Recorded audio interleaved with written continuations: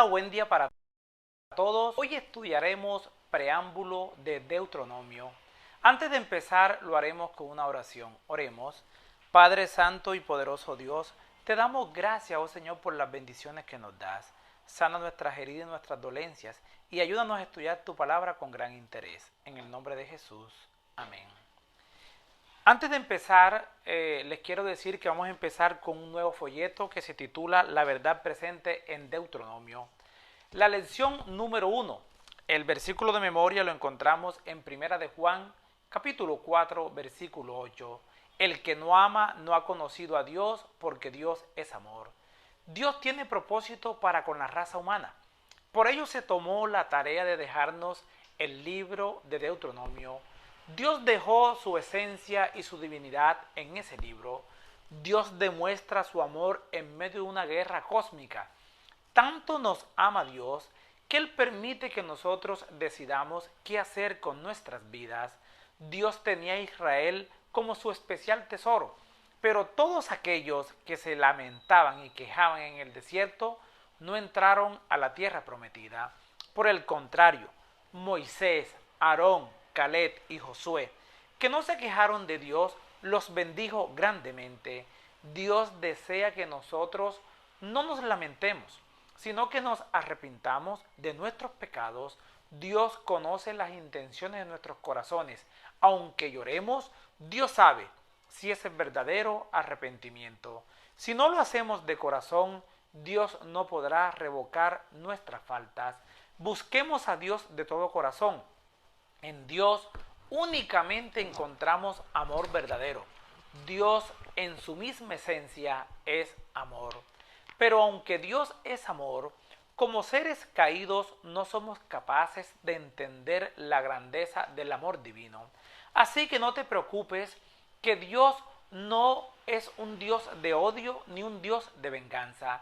Dios te busca porque quiere ofrecerte su amor. Todo el universo está lleno de amor, porque de Jehová es la tierra y su plenitud. Dios te ama. Para que tú le devuelvas amor, Dios te brinda un amor gratuito. Dios no te obliga para que lo ames. Dios te hizo asumiendo el riesgo que no lo amarás porque eres un ser racionalmente libre. Leamos Ezequiel, capítulo 28, versículos 14 y 15. Dice la palabra de Dios: Tú, querubín grande, protector, yo te puse en el santo monte de Dios. Allí estuviste en medio de las piedras de fuego, te paseabas. Perfecto eras en todos tus caminos, desde el día que fuiste creado, hasta que se halló en ti maldad. Estos versículos demuestran la libertad que tienen las criaturas de Dios. Dios se sometió a un riesgo alto con su amor. Lucifer, el querubín cubridor o protector, estaba en la luz de la presencia del mismo Dios. Era el más excelso de todos los seres creados y el más encumbrado en revelar los propósitos de Dios para el universo. El Santo Monte. Esta figura representa la sede del gobierno de Dios, es decir, el cielo mismo, representado por la figura de un monte, tal como lo dice Salmo capítulo 48, versículo 2, en piedras de fuego. Con frecuencia se presenta a Dios como si estuviera rodeado de fuego y de brillo. Cuando el Señor se reveló a Moisés y a Aarón y a otros personajes de la antigüedad, estos vieron los pies de Dios sobre un embaldosado de zafiro, tal como lo registra Éxodo 24:10. Se mencionan estos detalles para hacer destacar el contraste entre los privilegios que Lucifer tenía originalmente y la suerte que le tocó después de su caída. Dios lo tenía en alta estima, pero él violó la libertad que Dios le había dado. Lucifer, siendo un ser perfecto, creado por un ser perfecto, se halla maldad en él. Dios no creó un ser malo ni egoísta. Lo hizo con la capacidad de amar. Se le dio libertad, pero no estaba contento con lo que Dios le había dado. Quería aún más. Hasta que ya Dios no pudo soportarlo más en el cielo y le sacaron tarjeta roja. Fue expulsado de la presencia de Dios, de la fuente del amor verdadero. pero tenemos que presentar algo bastante triste. Para nosotros, la misma libertad que llevó a Satanás a pecar, también nos llevó a nosotros a desobedecer a Dios. En Génesis capítulo 2, versículos 16 y 17, cuando Dios creó a Adán y a Eva, Dios le dice a la santa pareja: pueden comer de todo fruto menos de uno. Dios puso la libertad de amor de Adán y Eva a prueba. Ya conocemos la historia. Adán y Eva se dejaron tentar por Satanás y se dejaron vencer. Ellos cayeron en pecado y las cosas fueron de mal en peor, tal como lo registra Génesis capítulo 6, versículo 5. Dice la palabra de Dios: y vio Jehová que la maldad de los hombres era mucha en la tierra, y que todo designio de los pensamientos del corazón de ellos era de continuo solamente el mal. Después que se habían despertado en la mujer la duda y la incredulidad en cuanto a la orden de Dios, el árbol le pareció muy diferente. Se menciona 3 veces cuán encantador era. Incitaba su paladar, sus ojos y su anhelo de aumentar su sabiduría. Mirar el árbol era solamente una forma. Con el deseo de gustar de su fruto, era una concesión a los alicientes de Satanás. En su mente ya era culpable de transgredir la orden divina. No codiciarás, tal como lo dice Éxodo capítulo 20, versículo 17. El tomar el fruto y comerlo no fue sino el resultado natural de entrar así en la senda de la transgresión. Tomó de su fruto, habiendo codiciado aquello a lo cual no tenía derecho. La mujer siguió transgrediendo un mandamiento de Dios tras otro. Luego robó la propiedad de Dios violando el 8º mandamiento, tal como lo dice Éxodo capítulo 20, versículo 15. Al comer el fruto prohibido y darlo a su esposo, también transgredió el 6º mandamiento, tal como lo dice Éxodo capítulo 20, versículo 13. También quebrantó el primer mandamiento, tal como lo dice Éxodo capítulo 20, versículo 3, porque en su estima colocó a Satanás antes que a Dios, obedeciéndole antes que a su creador. Dios también dio a ellos que obedecieran, pero nunca lo hicieron. Observando que no murió inmediatamente lo que parecía, confirmó el definido ser del seductor. Eva experimentó una sensación engañosa de júbilo. Quiso que su esposo compartiera ese sentimiento con ella. Esta es la primera vez que el registro sagrado llama a Adán su marido. Pero en vez de ser ayuda idónea para él, ella se convirtió en el instrumento de su destrucción. La declaración dio también a su marido no implica que él había estado con ella todo el tiempo. Como mudo espectador de la escena de la tentación, más bien ella le dio del fruto cuando se reunió con él para que pudiera comer, y comió igual que ella, y compartir así los supuestos beneficios. El que ella no hubiera muerto por comer el fruto y que ningún daño evidente le hubiera sobrevenido, no engañó a Adán. Adán no fue engañado sino a la mujer, tal como lo registra 1 de Timoteo, capítulo 2, versículo 14. Pero el poder de persuasión de su esposa, unido con su propio amor a ella, lo indujeron a compartir las consecuencias de su caída, cualesquiera que fueran. Decisión fatal.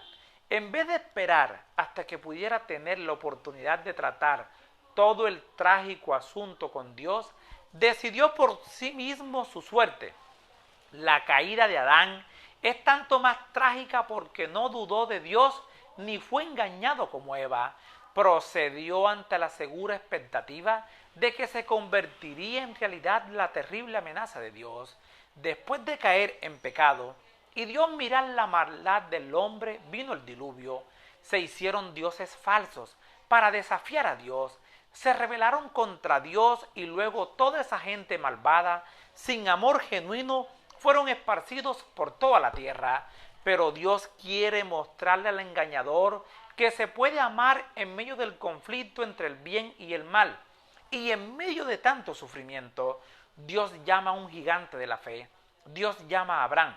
Leamos Génesis, capítulo 12, versículo 1 al 3, dice la palabra de Dios: Pero Jehová había dicho a Abraham: Vete de tu tierra y de tu parentela, y de la casa de tu padre, a la tierra que te mostraré.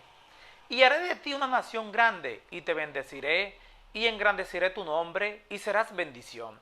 Bendeciré a los que te bendijeren, y a los que te maldijeren, maldeciré.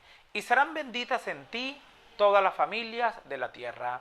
Dios dice a través de Pablo que todos aquellos que son de fe son hijos de Abraham. Recibimos bendiciones de Dios cuando creemos en las promesas que se encuentran en la Biblia para nosotros.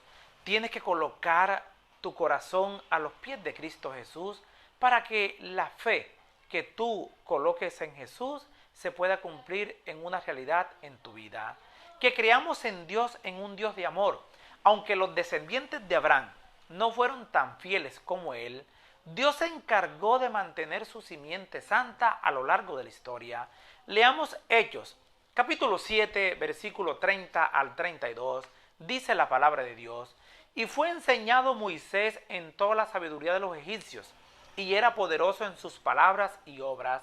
Pasados 40 años, un ángel se le apareció en el desierto del monte Sinaí, en la llama de fuego de una zarza.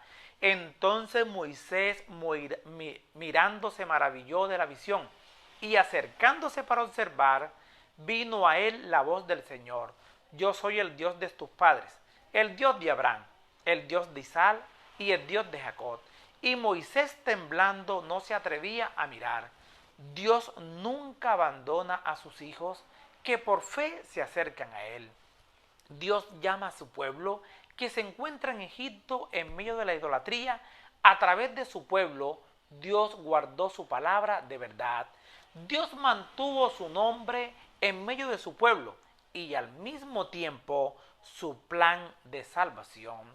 Y ese pueblo debía difundir ese conocimiento al resto del mundo. Es decir, que yo conozco el mensaje de salvación gracias a los agentes humanos que Dios ha utilizado para que prediquen el Evangelio. Dios acompañó a su pueblo en toda la travesía del Éxodo. Salieron con mano poderosa de Egipto. Le mostró su gran maravilla al abrir el Mar Rojo. Leamos Éxodo, capítulo 19, versículo 4 al 6. Dice la palabra de Dios: Vosotros visteis lo que hice a los egipcios, y cómo os tomé sobre alas de águilas, y os he traído a mí.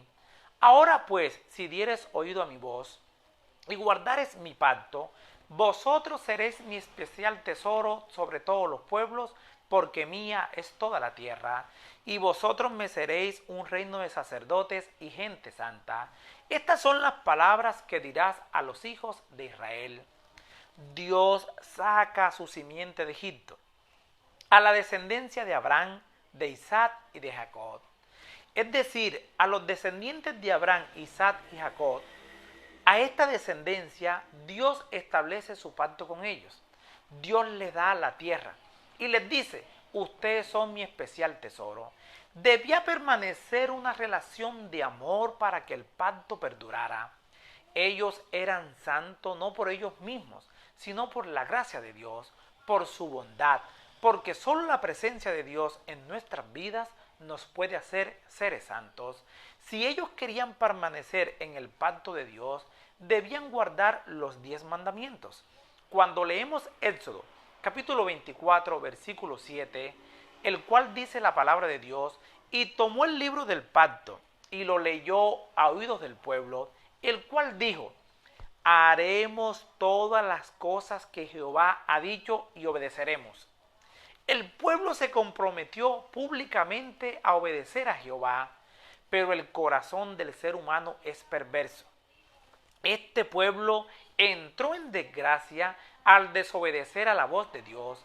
Ellos eran un pueblo libre, un pueblo elegido. Hicieron un pacto libre con Dios. El pueblo no cumplió con su parte del trato. No se trataba de legalismo, era solo guardar la ley de Dios. ¿Qué dice la Biblia hoy para nosotros? Leamos Juan, capítulo 14, versículo 15. Dice la palabra de Dios. Si me amáis, guardad mis mandamientos. A lo largo de la historia, el pueblo de Dios no ha cumplido con la parte del pacto. Debido a la apostasía del pueblo de Dios, vagaron 40 años en el desierto. Y si sigues leyendo la palabra de Dios en Números, vas a encontrar que toda esa generación quedaron sus huesos en el desierto porque murieron. En lugar de entrar en la tierra prometida, tal como Dios lo tenía establecido para ellos, eso lo dice en Números capítulo 14, versículos 29 y 30. Dice la palabra de Dios: en este desierto caerán vuestros cuerpos, todo el número de los que fueron contados de entre vosotros, de 20 años arriba, los cuales han murmurado contra mí. Vosotros a la verdad no entraréis en la tierra, por la cual alcé mi mano y juré que os haría habitar en ella, exceptuando a Caleb, hijo de Jefone, y a Josué, hijo de Nun. Hoy también existe la desobediencia abierta a Dios. No confiamos en lo que Dios nos dice. Ese pueblo que Dios escogió vio su gloria y las señales que Dios hacía y no obedecían. Dios les decía que ellos iban a ser su especial tesoro. Dios le dice: caminen conmigo, que al lado mío van a tener éxito. Pero ellos no creían. Qué fatal. Eso debe dejarnos una gran lección. Debemos buscar a Dios y seguirlo con fe. No caigamos en desobediencia, violando sus 10 mandamientos. Seamos fieles a la palabra de Dios. Les habló Flavio Martínez. Que la paz de Dios les acompañe en este